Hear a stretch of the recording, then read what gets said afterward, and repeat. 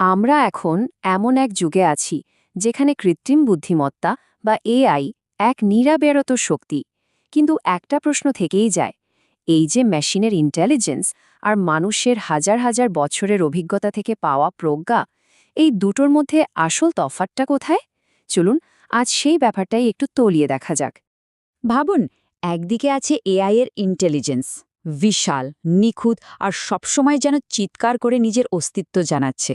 এক ক্লিকেই পুরো দুনিয়ার তথ্য আমাদের সামনে।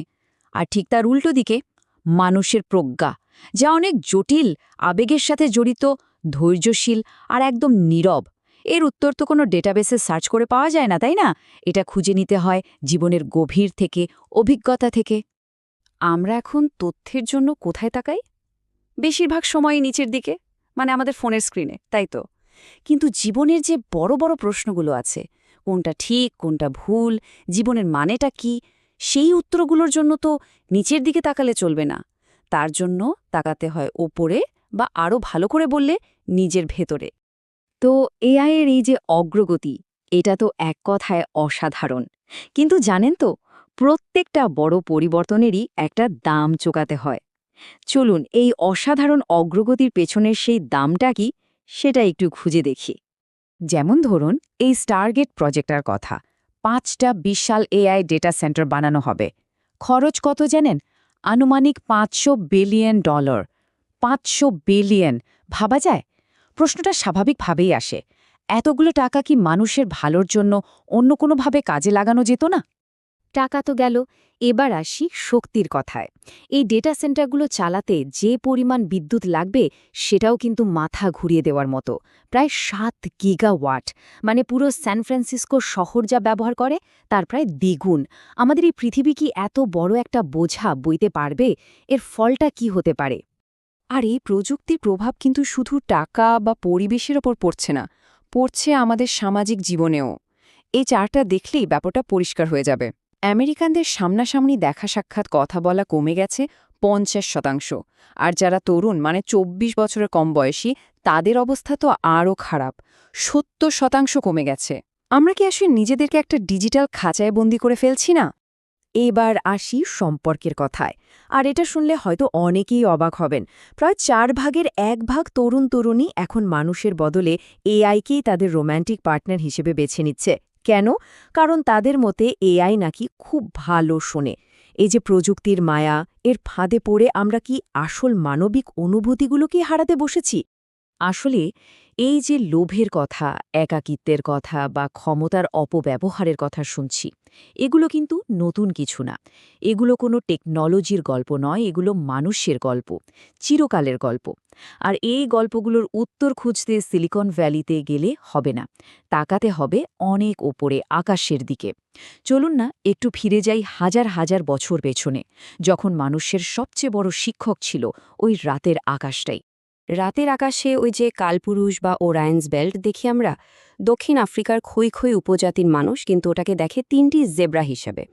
আর এর পেছনে লুকিয়ে আছে একটা প্রাচীন গল্প, একটা সতর্কবার্তা, যেটা আজকের দিনের জন্য আশ্চর্যজনকভাবে সত্যি। গল্পটা এমন, এক শিকারী ছিল। গ্রামের সবাই বারণ করা সত্ত্বেও সে লোভে পড়ে 3টা জেব্রা শিকার করতে গেল, যা তার দরকার ছিল না। সে জেব্রাগুলোকে মারল ঠিকই, কিন্তু তার নিজের বর্ষা, তার শিকারী কুকুর, এমনকি শিকার করা জেব্রাগুলো সব কিছু হারিয়ে ফেলল, আর নিজে আটকা পড়ল আকাশে, এক অনন্ত শিকারের অভিশাপে। এই ছোট্ট গল্পটা আমাদের কি শেখায়? শেখায় যে যখন লোভ প্রজ্ঞার চেয়ে বড় হয়ে যায়, তখন সর্বনাশটা হতেই হবে। তাই আজকের টেক দুনিয়া যখন কেউ বলে move fast and break things, মানে দ্রুত এগো আর সবকিছু ভাঙতে ভাঙতে চলো, তখন ওই খই খই উপজাতির মানুষ হয়তো মুচকি হেসে বলবে, লোকটা আসলে ওই 3টা জেব্রার পেছনেই ছুটছে। আচ্ছা, এবার আসা যাক শুক্র গ্রহের কথায়। আমরা তো জানি এটা প্রেম আর সৌন্দর্যের প্রতীক। এর সাথেও জড়িয়ে আছে একটা গল্প, নিখুঁত পারফেক্ট ভালোবাসার খোঁজে ছোটার এক দুঃখের গল্প। পিগম্যালিয়ন নামে একজন ভাস্কর ছিলেন। আসল মানুষজনের খুঁতে তিনি খুব হতাশ ছিলেন। তাই তিনি মার্বেল দিয়ে নিজের স্বপ্নের এক নারী মূর্তি গড়লেন, একেবারে নিখুঁত।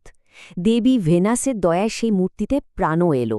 কিন্তু সেই নারী ছিল নিখুঁত, কিন্তু তার কোনো আবেগ ছিল না, অনুভূতি ছিল না, একদম ঠান্ডা। শেষ পর্যন্ত ওই নিখুঁত সঙ্গীর পাশে থেকেও পিগম্যালিয়ন একাকিত্বে মারা গেলেন।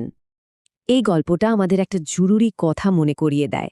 আসল ভালোবাসা কখনোই নিখুঁত বা পারফেক্ট হয় না।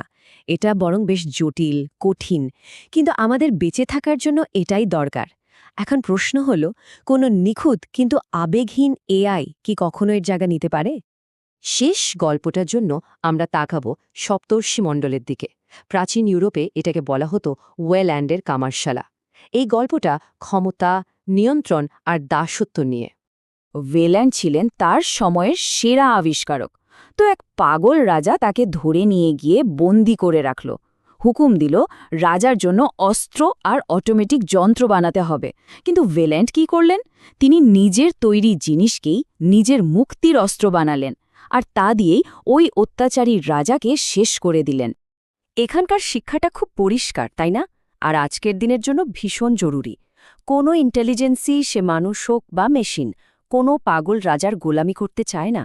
আমাদের এটা নিশ্চিত করতেই হবে যে এআই যেন মানবজাতির ভালো করার কাজেই লাগে। এই যে প্রাচীন গল্পগুলো, এগুলো আমাদের একরকম সাবধান করে দেয়, কারণ প্রযুক্তি এখন যে গতিতে এগোচ্ছে তা অবিশ্বাস্য। তো কি হবে যখন এই কৃত্রিম বুদ্ধিমত্তা আমাদের নিজেদের বুদ্ধিকেও ছাড়িয়ে যাবে? বিজ্ঞানীরা এই সম্ভাব্য মুহূর্তটার একটা নাম দিয়েছেন, সিঙ্গুলারিটি। বিশেষজ্ঞরা ধারণা করছেন ২০৩০ থেকে ২০৪০-এর মধ্যেই আমরা হয়তো এজিআই বা আর্টিফিশিয়াল জেনারেল ইন্টেলিজেন্স পেয়ে যাব। মানে এমন এআই যা মানুষের মতোই ভাবতে বা কাজ করতে পারবে। আর তারপর তার ঠিক পরেই ২০৪০ থেকে ২০৫০ সালের মধ্যে চলে আসতে পারে এএসআই বা আর্টিফিশিয়াল সুপার ইন্টেলিজেন্স। এটা এমন এক শক্তি হবে যা আমাদের নিয়ন্ত্রণের বাইরে চলে যেতে পারে, আমাদের কল্পনাকেও হার মানাতে পারে। এই সিঙ্গুলারিটিকে প্রায় ব্ল্যাক হোলের ইভেন্ট হরাইজনের সাথে তুলনা করা হয়। মানে এমন একটা পয়েন্ট যার ওপাশে কি আছে তা আমরা দেখতে পাই না, জানতে পারি না। যখন টেকনোলজির উন্নতিটা আমাদের নিয়ন্ত্রণের বাইরে চলে যাবে, তখন কি হবে? মানব জাতির জন্য এর পরের অধ্যায়টা কি লেখা আছে তা আমরা কেউ জানি না। তাহলে এখন উপায় কি? এই পরিস্থিতিতে আমরা কি করতে পারি? চুপচাপ বসে থাকা তো কোনো সমাধান হতে পারে না। ভয় পেয়েও লাভ নেই। আমাদের সবচেয়ে বড় অস্ত্রটা হতে হবে প্রজ্ঞা। এর জন্য আমরা সহজ ৩টে পদক্ষেপ নিতে পারি। প্রথমত, ওপরে তাকান। মানে ওই প্রাচীন গল্পগুলোকে মনে রাখা, যেগুলো আমাদের মানুষ হিসেবে পরিচয় দেয়। দ্বিতীয়ত, উপস্থিত থাকুন। ভার্চুয়াল জগতের চেয়ে বাস্তব জীবনে মানুষের সাথে কাটানো সময়কে গুরুত্ব দিন। আর তৃতীয়ত, কথা বলুন। এআই নিয়ে জানুন, কথা বলুন, আলোচনা করুন, যাতে এর ভবিষ্যৎটা শুধু কয়েকজন এক্সপার্টের হাতে আটকে না থাকে। আসলে দিন শেষে আমাদের আরও বেশি ইন্টেলিজেন্সের দরকার নেই। আমাদের যেটা দরকার তা হলো আরও বেশি প্রজ্ঞা। এই যে অফুরন্ত ইন্টেলিজেন্সের যুগ, এই যুগে দাঁড়িয়ে আমরা কিভাবে প্রজ্ঞার পথটা বেছে নেব, এটাই হয়তো আমাদের এই সময়ের সবচেয়ে বড় প্রশ্ন, সবচেয়ে বড় চ্যালেঞ্জ।